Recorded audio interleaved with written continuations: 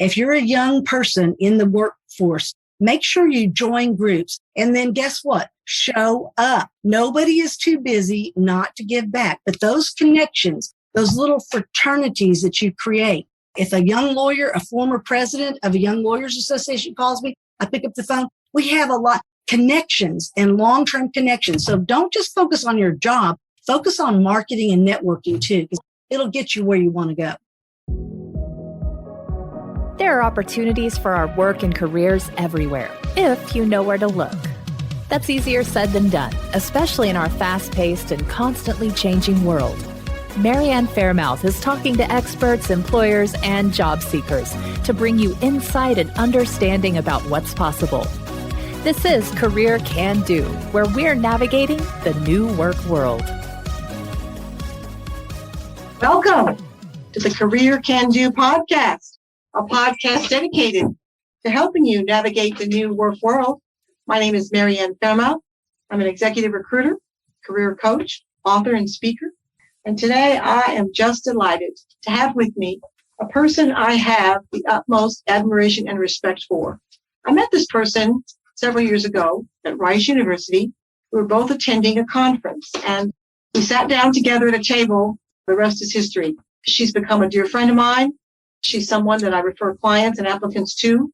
I wanted to have her on the show today because I think she can provide some really good information for people out there that are looking to work or hire a professional that really will keep them on a positive road. And her name is Melanie Bragg. Melanie Bragg is an attorney. She's an author of 3 books. She's a speaker, and she's a mindfulness leader and trainer. She's one of those rare but highly sought after people that really has her finger on the pulse of these current times and the needs of both corporations as well as individuals. I wanted to have her on the show because I think that in these changing times, people need to know about a person like this as a resource because I think it can prevent a lot of situations that might be very expensive and damaging. Without further ado, let me introduce Melanie Bragg. Melanie, say hello to everybody. Oh, hello, everybody. I'm just so honored to be here. Mary Ann, you were a powerhouse yourself. You were a whirlwind of ideas and great inspiration for all of your audience. So it's really an honor to even be asked to be here. Thank you so much. Oh, well, it's an honor for me to have someone like you on my show. Melanie is so accomplished, but her integrity level is so high. She's done so many things. I know you've written a lot of books. Tell us how that all got started. I mean, I know you started your career as an attorney, but it seems like you just kind of had a springboard of things that you did. So tell us how you got started and about all your books and things of that nature. Well, honestly, it got started because it just became naturally. I think I wrote the story of my life on my mother's typewriter when I was about 6 years old. So I was always with a book. My very original smartphone was my book, my spiral notebook, and my pencil. You never saw me without all 3 of those things. So that's how I've been my whole life. And I didn't know I was going to be a lawyer, but my father kept saying to me, Melanie, anybody with brains like you would be fool to waste them. Get your law degree. So I just kind of followed what my dad said because he told me I could do anything I wanted to do after that. And I believed him. And he was right. Well, that's wonderful. It's so funny you say that because in high school, I wanted to become a lawyer. I really did. Kind of took a different path, but I've always been fascinated with the legal field and people in it. So tell us, I know the book the one I'm real familiar with is The Defining Moments. I think that book's won so many awards, but tell us into that one and about lawyer soul and all about the mindfulness practices and procedures that you write about. Okay. It started out, I went to the Maui Writers Conference a few years ago before I'd even written anything. And I met Jack Canfield, the co-creator of the Chicken Soup for the Soul books. He got the Guinness Book of World Records for having 7 of the Chicken Soup books on the New York Times bestseller list at the same time. So he was a prolific storyteller. And I wondered why there was never a Chicken Soup for the Lawyer's Soul out. And one time I asked Jack at one of the seminars I was with him at, and I said, Jack, why wasn't there a Chicken Soup for the Lawyer's Soul? And he kind of looked up and he quipped. He said, wouldn't that kind of be like the book, What Men Know About Women? You open up the pages and there's nothing on the pages. Well, I really got my feelings hurt about that. I was like, no, lawyers are amazing. Most of the successful lawyers I know, which there's many of them, they're really prolific public servants. You know, public service goes hand in hand with success. There's a balance between personal success and public service. So that's why I did Defining Moments, Insights into the Lawyer's Soul, because I wanted to show what amazing lawyers can do for the public. Well, I think that's wonderful. And I think that, a lot of people might have at times a different mindset about lawyers. And I think bringing a book out there that kind of talks about the lawyer's soul, I think was a real brilliant idea. Candidates and also companies come to me a lot these days. They're unsure about how to handle some certain situations. And, this podcast is all about helping people navigate the new work world and preventing them from getting into situations that might be very harmful or costly to them. So from your side of the desk, as a lawyer, working with both candidates as well as companies, what are some of the lessons that you've learned or that you could share with people out there to not get themselves into a legal situation? What do you think the important things are? Because things have changed so much right now. And like, for example, I was talking in the Blue Room about this. So many people that have lost their jobs lately have decided to become entrepreneurs. And when you decide to become an entrepreneur, you really need good legal advice. So tell us some of the things that you could give to our listeners out there, tips that might help them in these changing times from a legal perspective. Well, the main thing is, and I've always been a preventative legal lawyer, I'd rather set it up from the get-go correctly. I find myself now, after nearly 40 years of being a lawyer, I do a lot of cleanup work now, where I'm having to clean up situations that either other lawyers have messed up or people. It's so complicated. It's a lot harder and a lot more expensive to clean it up on the other end than it is to do it correctly on the front end. So I love small businesses that are smart enough to say, they have enough common sense to say, hey, I know I can do this myself.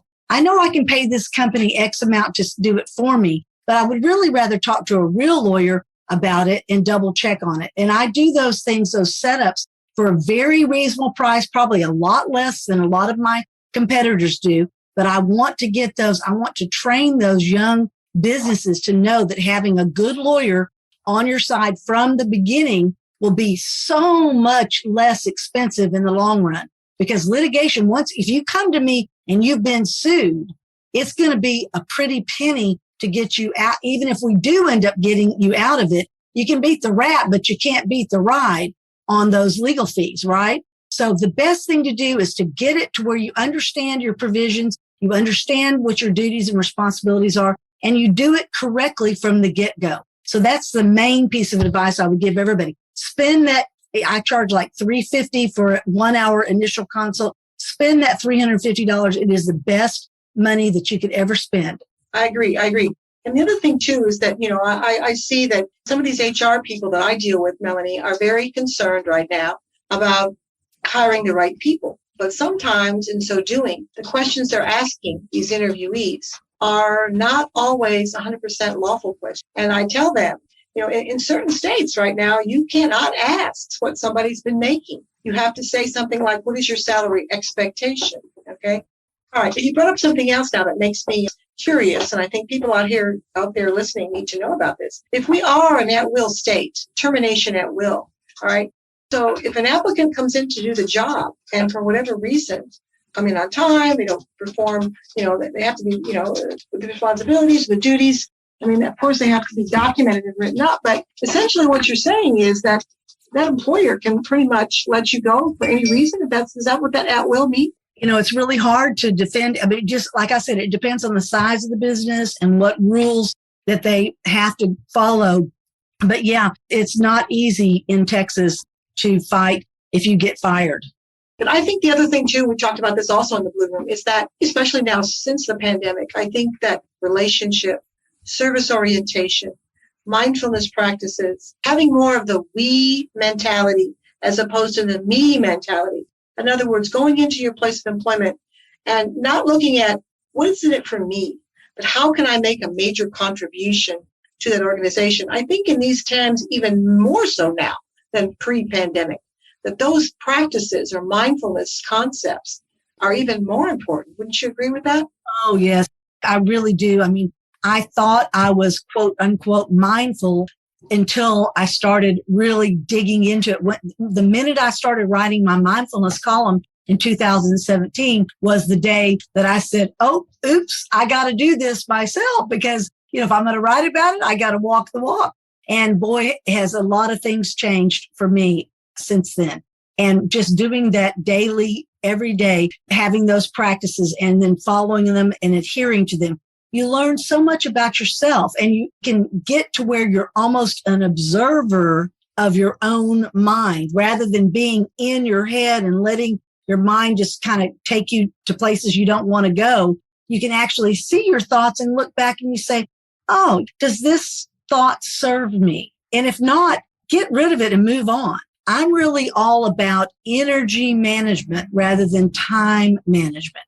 Okay. Managing your energy. And so then learning how to say, if I sit and think about this for the next hour, I'm not going to finish that project that my boss has given me. Or if how we ruminate and we replay those same things over and over. A wonderful book that I love. It's all about the telomeres. And I'll think of the name of it in just a second. But Elizabeth Blackburn was the author of it. And she talked about that mindfulness is really scientifically that you can prolong your life when you practice mindfulness. And rumination, stress, the stress of being busy and having a busy life and a lot to do, that kind of stress does not aid you or add wear and tear to your life. You can actually live a very long life as a busy, successful person. But the kind of stress that really gets you and can shorten your life is the rumination, is thinking about the same thing over and over, something that you can't control, some little snarky thing that somebody said. So what I began to do the minute COVID came, and even now, is I'm showing everybody, including myself, an extraordinary amount of patience and kindness and deferment of any judgment so that we can get through all this. Because I decided if I got all mad because Best Buy couldn't deliver something on time, I need to think about what's going on in their business, what's going on in their workplace. So showing people favor, showing other workers, other workplaces favor, not only helps them, but it helps you not have stress that can threaten your life and your well-being. So it just makes you a happier person. But it starts with a daily meditation. You need to meditate 10 minutes or more. It's not very hard. There's a lot of apps out there like 10% Happier, Calm, Headspace. There's a bunch of them. They're not that expensive. And a little tip here, you can email them and ask them for a price break, and they'll pretty much give you a subscription for whatever price you want to pay. Okay. Just a little tip for you. And then they'll keep renewing it at that rate. But, you do that and you invest in yourself. I find if you invest in yourself every morning, then you end up walking through that day as a successful person. If you start out your day as a defeated person, somebody that's still grousing about something somebody said to you last week, you're not going to end up getting where you want to go as far as successful on the ladder. The people that get the raises, the people that move ahead are the ones who can let those things go and move on. Well, I agree with you. And I saw something the other day on a social media post that said, we talk to plants, we see how they can grow. We talk to plants positively, we see how they can grow. What about how that would affect if we talk to each other that way? How would that help us each grow? And I think there's something to be said. And my sweet dad, God bless him, I'll never forget this. My father was from Malta. He came here when he was 12, but he was so bright. He had so much wisdom that I see coming out now. We call it mindfulness. But he used to say to me, you tell yourself you can't do it, you're not going to do it. But if you tell yourself you can, you're going to achieve it. It's all in your head, Marianne. I thought, oh my God, he's so crazy. But he was right. That's what mindfulness is about. It's about the mindset. It's about not ruminating. I think you're so right about that ruminating, because when I interview somebody and they come into me and all they do is tell me they got laid off, how unfair it is, and they should have not, the other person should have gotten laid off. And then they go into an interview, which makes it worse, and talk to the HR person about that. And 9 times out of 10, they're not going to get hired. So I'm not saying we're going to go in and act like we're, la la land here and everything's wonderful and wishy-wishy. No. But I think that starting that practice every day about getting your mind in a positive state, thinking about the benefits as opposed to the negatives, the positives, and thinking about how you're going to go forward that day and make the best you can a situation out of that day. Now, something else too that setting your intention for the day. I want to be of service to as many people as I can. I want to make sure that my words are the words that people need to hear. I mean, you can actually ask those things, but you really want to stay away from if you catch yourself. And it's a constant challenge. It's like working out. People who say, oh, well, I used to be a bodybuilder. Well, great. You're not a bodybuilder now. I mean, whatever mindfulness, I used to meditate. Well, guess what? Used to meditate doesn't help you now. It's a daily practice thing that has to be done. You're only as strong, you're only as mindful as your practice is today. Just like working out. If you haven't worked out in a while, I mean, we need that exercise. It's really the basics, Marianne, are the good night's sleep, good nutrition, good little exercise. Even if it's just 10, 20 minutes, it's something and it makes you feel like a winner. Keeping on track with your daily practices makes a big difference in your overall outcomes. Oh, I agree. Speaking of overall outcomes, I think you're a real good example of that because I know, Melanie, that you have been selected to be on some pretty prestigious boards and committees. And I'm sure these practices you yourself adhere to have certainly helped you to be considered for these wonderful board positions. Tell us a little bit about what you're on, because it's pretty impressive. Well, thank you so much. I mean, I have been, since I was a little girl, we even organized our toilet paper wrapping. We used to wrap houses. Our little toilet paper wrapping group had a hierarchy. The doorbell ringer was the lead track star on our cheerleader and track team. So I've always been a little organizer type person. But in law school, I was on the law student division. So I decided I was going to do a little law school placement program. I was going to ask the president of the State Bar of Texas to come to our little program. And everybody couldn't believe it. They were like, you're going to ask the president? And I was sort of like, yeah, why not? Start at the top, work your way down. If you're young, just have the guts to go out and ask top people. You'd be surprised.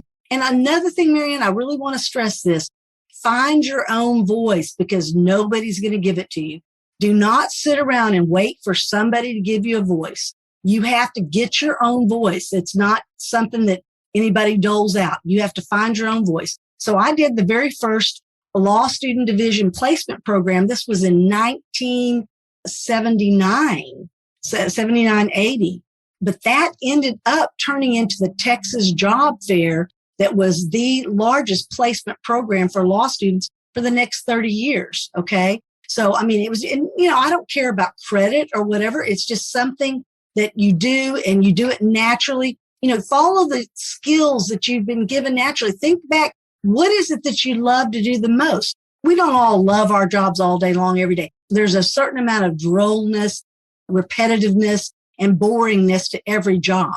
I don't care what job it is, but you still, if it's something that you love and you get these outcomes. So when I asked the president-elect to be on the State Bar of Texas, Texas Bar Foundation Board of Trustees a couple of years before he was president, I didn't even think he was even going to remember. And when he called me, you know what he said? He said, Melanie, they've given me a slate of nominees that they want me to pick, but I'm not going to follow the slate. I'm going to do what I want to do because it's my right. He said, and I'm picking you because of your hard work. Okay. That's it. My hard work is what got me there. All right. So whenever you work hard, you will be recognized. It may not come in the way and the fashion and the time that you think it should all the time. You may have years of feeling underappreciated, but if you don't give up, you just can't give up. And that's what my story is in my Defining Moments book, is never, ever give up. It's a long road and you just got to have that tenacity. But I'm on the board of trustees. We give out over $1 million in scholarships to nonprofits that work on increasing public education, awareness of the law, and anything relating to the law for people, school kids and adults and seniors and immigrants and disadvantaged, human trafficking, all kinds of interesting things. So I've gotten to learn about a lot of nonprofits that I would have never learned about and a lot of great programs. I was also honored to be the chair of the American Bar Association Solo Small Firm and General Practice Division about 3 years ago. And that I got to represent, I was the voice of law firms of 50 members or less, military lawyers, government lawyers. It was such an honor to be able to do that. It was kind of a real height of my career. But I was also the first woman president of the Houston Young Lawyers long, long time ago. So Houston Young Lawyers is my baby. I still love the young lawyers. So those young lawyers that join those groups, if you're a young person in the workforce, make sure you join groups. And then guess what? Show up. Nobody is too busy not to give back. But those connections, those little fraternities that you create, if a young lawyer, a former president of a Young Lawyers Association calls me, I pick up the phone. We have a lot connections and long-term connections. So don't just focus on your job. Focus on marketing and networking too, because it'll get you where you want to go. Well, I think the information you provided today is just stellar. And I think it's going to benefit a lot of people out there, both companies, company heads, applicants, experts, what have you. But in closing, because we're almost near the end of our time here, Melanie, if you had a couple of tips to give people out there, maybe one tip for the corporations and one tip for the candidate, could you tell us? I mean, I know we've talked about a lot of different things, and one of the things that really comes to mind to me is you're so much about service.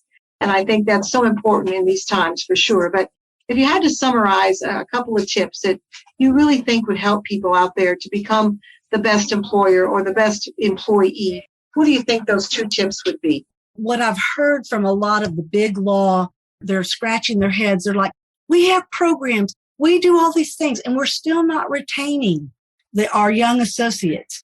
Obviously, they're not doing the right thing. So they need to just delve down into the organizations and figure out what it is. They have to have a process. The person has to know what they're supposed to do. So for the employers, making sure that people know what they're supposed to do, know what's expected of them, and so they can make it to where they can complete those tasks. And then also have some fun with them, do some talking, get to know them and relate to them on a level. Just that little small practice of going around the room and saying what's new and good, something I learned from Canfield, new and good. That made our book publications board just blossom and boom. The revenue went way up. Just those little practices, small little practices can really be game changers for productivity at work, but also in mindfulness too, but also for the interviewees, for the candidates, just showing who you are as a human and really conveying to the future employer that you want to help them get their goals accomplished. In other words, your goals will be fulfilled if you help them get their goals. I had somebody interview with me recently and he said, I need a laptop and I need a computer and I need this. And he had like 15 things he was expecting from me before I even interviewed him. And I was sort of like, hey, dude, you got this wrong. I will give you all of those things, maybe depending on when I see what you can do for me first. So he kind of had the cart before the horse there a little bit. So that would be my recommendation to the candidates out there. And new businesses, make sure and see a lawyer. Don't just rely on some company that you pay to do things. Just come see a lawyer. There's lots of good lawyers like myself out there that can help you. And Melanie, if people want to get a hold of you, what is your website? What is your website address? I'll have it on mine too, but Faremouth.com. But tell us what your website address is. My law website is www.Bragg Law PC, P as in Paul, C as in cat.com, BRAGGLAWPC.com. And my author website is Melanie Bragg, Melanie at MelanieBragg.com. Either one of those works. They all go to the same place. So I'm very accessible and I'd love to talk to anybody who needs my help or needs some encouragement or some advice. Well, Melanie, thank you so much for taking the time today to be on Career Can Do. You know, I think the world of you and I'll always promote you because I know who you are and what you are and the wonderful orientation that you have. So again, my name is Ann Faremouth. I'm a career coach, author, speaker. We've had Melanie Bragg on Career Can Do, and we hope to all see you all next time. Thanks again, Melanie. We thank you for tuning in to our Career Can Do podcast. We make no guarantees on results for your particular quest, but we hope you enjoy the information presented. Thank you.